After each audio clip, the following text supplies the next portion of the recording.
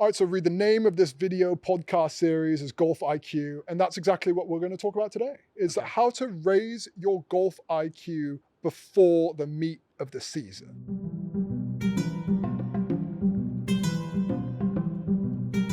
I think something that the rest of us don't really think enough about. I mean, sometimes I think a lot of golfers will say, well, I'm not really good enough to be thinking my way around the course or to be focusing on my course management, when really it's like the opposite. Like pros could go out there and fire at every pin, and they're so good that they could get away with it more than the rest of us. Yet they think about course management and stuff more than we do. It's quite hilarious. Like the higher skilled players will be almost, if you got inside their mind, you'd be amazed at how conservative they're being. You know, Ricky Fowler did this whole article about how he like 95% of the time like aims at the center of the green. And so if you got into the, you know, the headspace of the highest skilled players on earth, they're taking extremely conservative lines. They're thinking about their shot variance. And then you have like the lowest skilled players that have massive shot variances and like they're literally taking the most aggressive line every single time. And obviously that's why, you know, professional golfers are able to have much more consistent scores and, you know, why high handicap players, you know,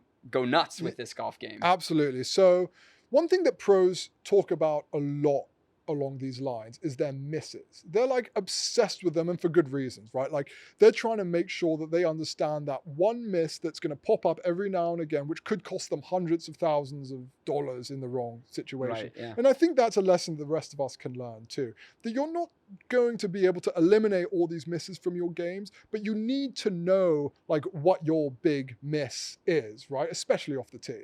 The second thing that I want to say is, as you're coming into the season and, you know, you haven't played for 4 or 5 months, your body is different than you were in the season. If you were that guy that was playing 5 times a week, every single week throughout the entire summer, you don't start out right where you were. So don't expect to have the same misses and don't expect to be able to pull off the same shots. You want to be playing the golf course with what you realistically think you're capable of that day in that moment.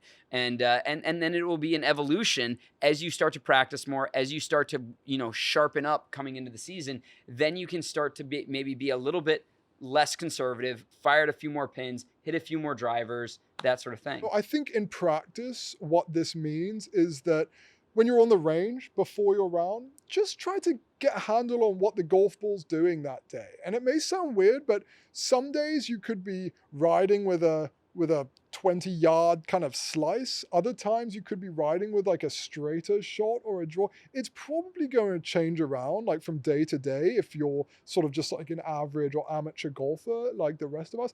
But like that's okay in some ways. You just need to get a handle on something that's predictable and just try to figure out how can I play this from tee to green around the course, right? Yeah, and you know, I worked with this golf coach, Todd Anderson, who's one of the best golf coaches ever. I worked with him for years, and he gave me this really amazing piece of advice that, you know, there's essentially 2 golf swings. You kind of have what he would consider like your A golf swing. You go in there and let's say you're hitting your nice little high draw and you go shoot 64, great, there's no problems. But he's like, a lot of times there are problems. And for whatever reason, your golf swing isn't working the way that it normally would work.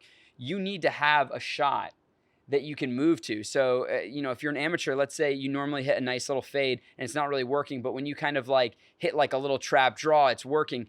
Go with what works in that moment when you're on the golf course. You can work it out later on the range, but when you're in that mode, go with conservative plays and what works, because that will get you through the golf course, you know, in the least amount of strokes. Yeah, Todd Anderson, great top Golf Digest teacher, teaches Billy Horschel and tons of others. And, you know, FedEx Cup winners. Exactly. And, you know, this is something that, again, pros think a lot about, but in practice is something we can do too. Like you need to find like a second serve golf swing. Exactly. Really. One that you think you have a higher percentage chance of pulling off if you're not feeling right. So what does that look like? One thing that always works for me, I know I'm not a pro golfer by any means, but you know, when I'm struggling a bit that day, I'll just tee the ball like a little lower. This is something pros do a lot too. Just puts a little more spin on the golf ball. It won't go as far, but it gives me something a little more that can control, right? Like that. Absolutely. I would say probably for everybody, that swing tends to be a little bit less aggressive, probably slower speed. You're probably not going to hit it as high, you know, that maybe for higher level golfers, they would go ahead and like flight the ball down, like you said, you'd lower it. I know that for me, it was making sure that my arms didn't get too long, and I would just kind of hit a trapped little draw rather than kind of like more of a straight ball or a fade. Yeah, I've heard some golfers say that, just putting the ball a little further back in their stance with their irons kind of is like somewhere between a knockdown and a normal shot. That can help them sometimes on the days they're struggling. I'd also say that, really what we're talking about is finding a go-to shot that you can rely on. And Yeah. that's true around the greens too, something high absolutely. percentage that's not going to really fail you, may not set the world alight, but it's not going to light your game on fire either. And that's kind of a perfect example. This is kind of a random scenario, but if you have like not the greatest lie and you really need to hit a flop shot to be able to get it next to the hole, right? You need to really get elevation on it, but you see the lie is not that great and you're worried that you're going to end up chunking it. Don't hit the flop shot. Like hit the bump and run, just get it on the green. Because if you do bump, chunk it, trying to hit this like miracle flop shot, you're going to end up in the bunker, and then you're going to end up making a double where you could have just kind of put it in the back of your stance, hit the ball first, get it to 30 feet, 2-putt, and then never think about this hole again. If we say that those are kind of the tenets of like a nice golf IQ upgrade this off season, understanding your big misses, that's the big one, having some kind of go-to shot in order to combat them. Doesn't matter what it looks like, just matters that you have one. And then I would also say that melding like your general strategy around this, which oftentimes means playing a little safer than you may think you need. It is so vital to be able to strategically plot around the course properly. You really need to know your distances. Yeah. Like you really need to know your distances. And it might be a little bit of a pain. Get into a simulator or go ahead and when you're playing on your own late in the afternoon one time, laser those flags, find out how far your iron shots are carrying, because if you don't know your carry yardages, you're not going to know whether you can carry the bunker or whether or not you can carry the water. And it will absolutely bite you time and time again if you do not know how far you're flying these iron shots. If it's 168 to carry that bunker and you're saying, well, I'm not feeling that good. All right, well, then you're going to pick a club that can carry 176 or 178.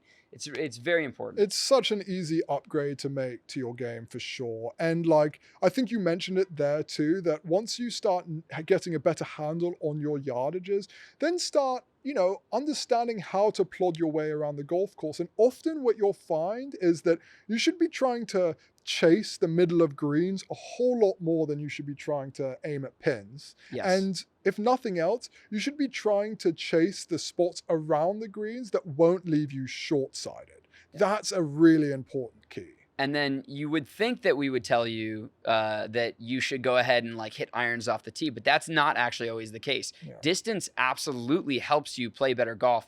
But what we will say is if you have some semblance of control of your driver, just aim away from the trouble. Yeah. Like you'd be, if you go ahead and hit a 4-iron 190 yards down there and then you hit your driver 250 yards, but it goes in the rough, you're better off hitting the driver. Yeah. Right? That's been proven. But the only time you're going to get in trouble is if that driver is going OB. Yeah. So I would rather you hit, a driver, but just not aim at the fairway, literally aim left of the fairway away from the OB if the OB is lining down the right. And that will actually lead to lower scores. So I'm not saying that you're not going to be strategic off the tee, but don't necessarily think, okay, being strategic off the tee means I'm going to hit, less club off the tee. That's not always the case. Really, it comes down to being able to, by hook or by crook, keep your driver in the ballpark, right? Yes. That's where your go-to swing is going to come in handy, whether it's teeing the ball a little lower or whatever it is. Aiming away from Aiming trouble. away, playing that bigger cut that you may be riding with that day. Yeah. Totally fine when it comes to approaching the greens.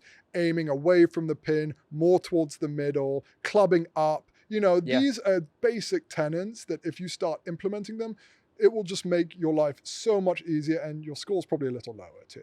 It doesn't take much at all. It takes one bad swing to just lose 2 shots. And so, valuing these strategic moves, it makes all the difference. Yeah, it reminds me of something that Mark Leishman once told me in an interview. I asked him, I always ask pros, like, what's the best way to break 80? And he said, just by not being a hero. It's just by keeping your ball somewhere in the semblance of the fairway and somewhere in the semblance of the greens. That's how you're going to break 80. Yeah. And it starts unraveling when you do the opposite, when you start trying to be a hero. I think that's kind of perfect. Aiming at the center of the green might not be flashy, but you'll be making a lot more birdies and pars.